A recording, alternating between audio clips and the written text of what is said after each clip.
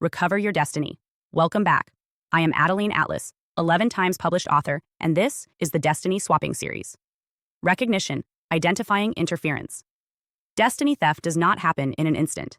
It creeps in quietly, often disguised as ordinary setbacks, bad luck, or self-doubt. Many people never realize their path has been tampered with because they have been conditioned to believe that struggle is normal. Yet there is a difference between temporary obstacles and the spiritual interference that reroutes a person's life. The first step in recovering what belongs to you is recognition. You cannot reclaim what you refuse to see. The subtle signs of destiny. Interference. When destiny is under attack, your life will begin to display a pattern. These signs are not random. They are markers of energetic manipulation. 1. Unexplained stagnation. No matter how hard you work, nothing seems to move. Opportunities stall. Plans collapse at the last moment. You feel as if you are running in place while others race ahead. This is not failure. It is interference. Destiny swaps often redirect the momentum that was meant for you into the hands of someone else. 2. Spiritual exhaustion. True alignment carries an effortless flow. When that flow is interrupted, exhaustion sets in. You may wake up tired no matter how much you rest or feel drained in environments that once inspired you. This is not just physical fatigue. It is the depletion of life force caused by unseen siphoning. 3. A persistent sense of missing pieces. When your destiny is intact, you feel anchored, even in hardship. When it has been tampered with, something feels perpetually off. You can't explain it, but you know a piece of you is unaccounted for. This disconnection is a sign that part of your spiritual blueprint has been hijacked. 4. Your life, playing out in someone else's lane. One of the most glaring signs of a swap is watching someone else suddenly thrive in what you once envisioned for yourself. They launch the business you dreamed of, attract the relationship you once prayed for, or effortlessly manifest the exact blessings you were working toward. This is not mere coincidence. It is evidence of redirection, your stolen energy fueling someone else's rise. 5. Intuitive red flags. Your spirit always knows before your mind does. You may feel sudden resistance around certain people, unexplained anxiety before major breakthroughs, or repeated dreams that leave you unsettled. These are not just feelings. They are warnings. Why victims blame themselves. Most people mislabel these symptoms as personal failure. They tell themselves, I must not be working hard enough. Maybe I'm just unlucky. I guess this wasn't meant for me. This is the psychology of misattribution. Instead of recognizing external interference, victims internalize the attack. This self-blame keeps the swap hidden because as long as you think the problem is you will never fight the real thief. Confusion is the camouflage of spiritual theft. When your destiny is targeted, the first thing you lose is clarity. You begin second-guessing your purpose. Your confidence erodes. Even your memory may feel foggy at times, as if your mind itself has been tampered with. This is by design. Confusion prevents resistance. If you cannot name what is happening, you cannot stop it. Once you name it, you disarm it. Recognition is not passive. It is an act of spiritual authority. The moment you say, this is not bad luck, this is interference, you shift from victim to enforcer. When you see it for what it is, you can stop negotiating with confusion. You can stop blaming yourself. And most importantly, you can begin the process of reversal. Your destiny was written with precision. When you learn to read the signs, you will see every disruption for what it truly is. A failed attempt to keep you from the life that already has your name on it. Revocation, breaking agreements. Every stolen destiny begins with an agreement. Some are obvious, verbal promises, toxic relationships, or manipulative exchanges. Others are invisible, silent contracts made through dreams, emotional compromise, or even misplaced trust. Whether spoken or unspoken, every swap is built on consent, and consent must be revoked to reclaim your path. This is the work of revocation. Identifying, naming, and dismantling every agreement that allowed interference to occur. The nature of spiritual contracts. In the spiritual realm, contracts are not made with ink and paper. They are forged through energy. Every word spoken, every gift accepted, and every emotional attachment creates an energetic link. These links can function like open doors, granting access to your field. Common access points include gifts and food. Eating or accepting from someone with envy or ill intent can create energetic permissions. Dream encounters, agreements made in dreams, even unknowingly, can bind energy until revoked. Verbal promises, casual statements like, I'll help you no matter what, or I'd give you anything, can serve as unintentional invitations. Moments of weakness. Desperation, grief, or emotional vulnerability can lead to silent agreements of dependence. These contracts are rarely recognized because they feel ordinary. Yet in the unseen, they are binding until broken. A destiny swap does not hold power on its own. It must be maintained. Every lingering cord, unrevoked agreement, or emotional tether acts as a fuel line. When you revoke consent, the fuel line is cut. This is why some people find their lives begin to shift the moment they renounce certain ties. Energy that was once diverted begins to return. The interference loses its anchor. How to identify hidden agreements. Before you can revoke, you must locate the access points.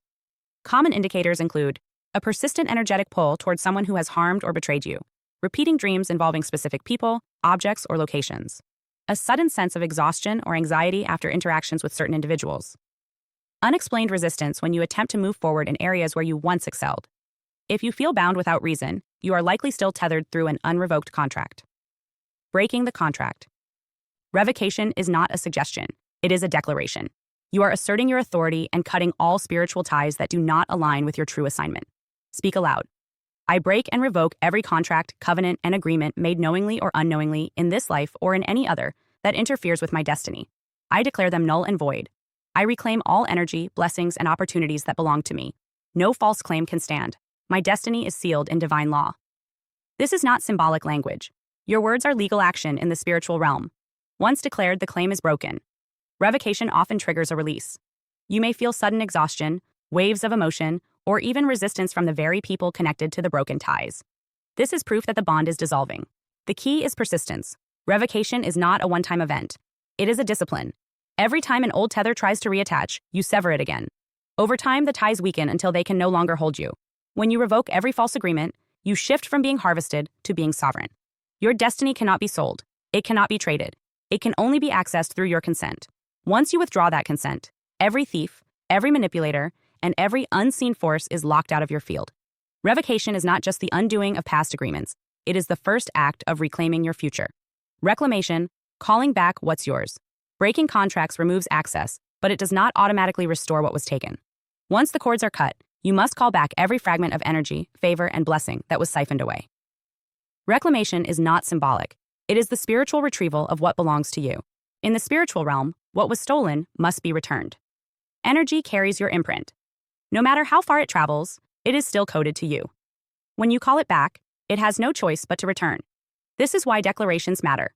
Your voice carries legal authority in the unseen. When you command your energy to return, you are enforcing spiritual law. I call back all energy, blessings, opportunities, and resources that were taken or diverted from me. I summon them now, cleansed and multiplied to their rightful owner. What is mine returns to me, and it cannot be delayed. The mechanics of energy retrieval reclamation works because energy cannot be destroyed. It only changes hands. When you call it back, the fragments of yourself that were left in toxic relationships return. The blessings tied up in false agreements break free. The inspiration and clarity that felt lost reactivates. The vitality drained through envy or spiritual siphoning floods back into your field. Many describe this as a sudden lightness, a rush of strength, or a deep sense of homecoming. This is your energy realigning with its rightful source, you. The power of naming general declarations work, but targeted reclamation is far more effective. Speak specifically to the areas where you felt the theft. I call back my creativity. I call back my financial favor. I call back every opportunity that was delayed or diverted. I call back every fragment of myself left in relationships, conversations, or places that drained me.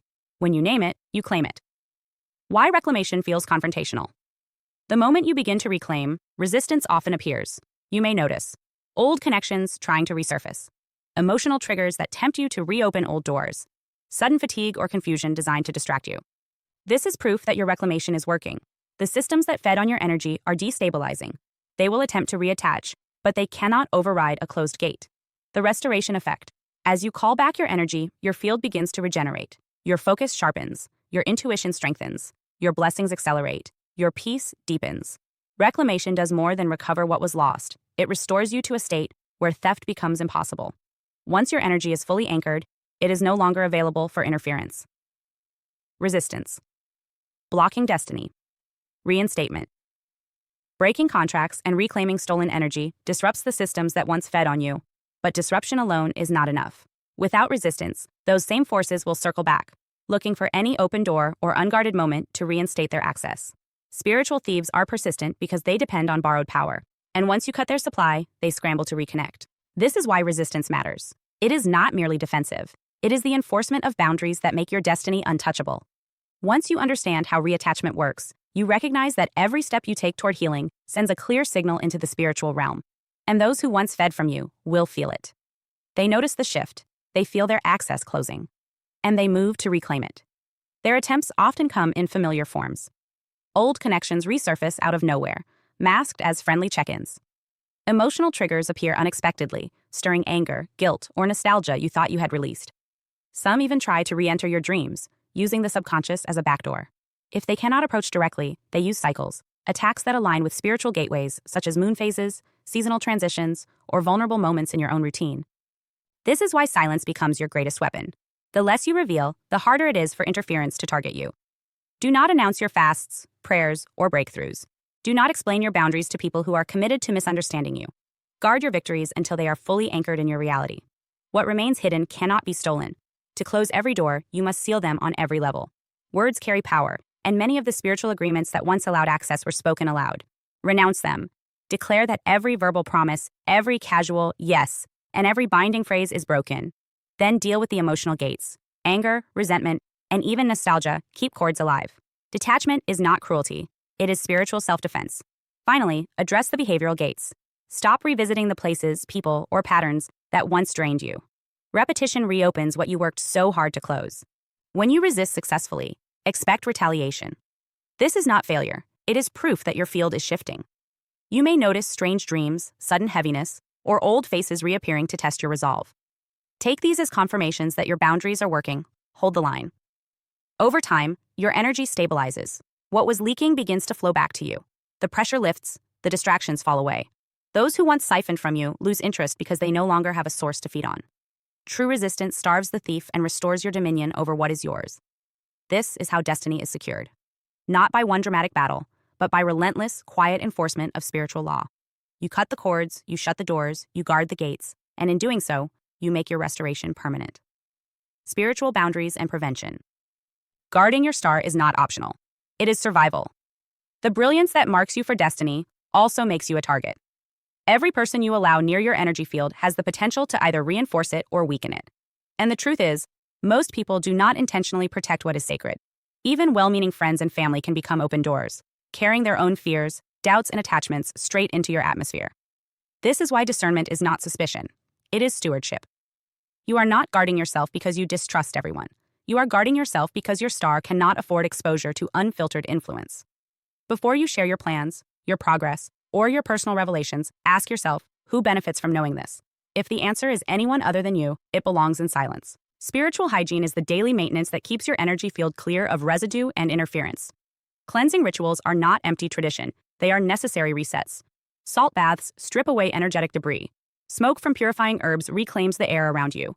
Spoken decrees cut ties with unseen attachments, reclaiming your authority over every fragment of energy that carries your name.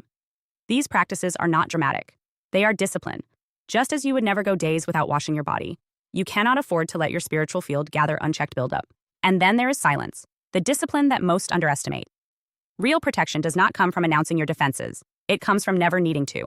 The less you explain your healing, the fewer doors you leave open for resistance to study your methods.